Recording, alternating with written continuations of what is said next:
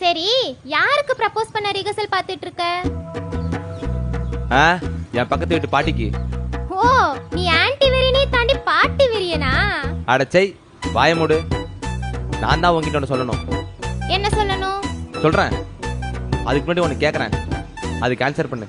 என்ன, யாரையாவது லவ் பண்றேன்னு கேட்க போறியா? சாச்சா, அதுக்கெல்லாம் வாய்ப்பே இல்லை. நீங்க அடிக்கிற வாய்க்கு எவனும் கிட்ட கூட இருக்க மாட்டான்.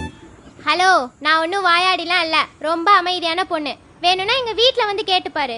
நீ வாயாடி இல்லைன்னு தெரிஞ்சுக்க நான் எதுக்கு வீட்டுக்கெல்லாம் வந்துட்டு? உன் தெருவுக்கு வந்தாலே தெரிஞ்சிருமே. எப்படி? நீ கத்துறதா பக்கத்தருக்கு கேக்குமே. டேய் தடிமாடு, நானும் கோவப்படக்கூடாதுன்னு பாக்குறேன், என் வாயை கிளறாத.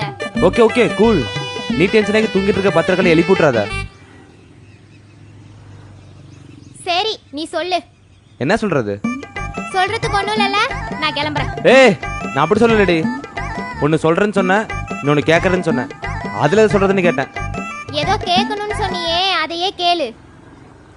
திடீர்னு ஒரு பையன் வந்து உங்ககிட்ட ப்ரப்போஸ் பண்ணா நீ என்ன பண்ணுவ?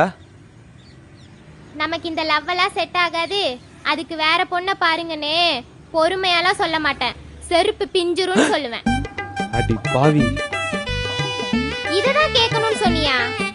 ம்.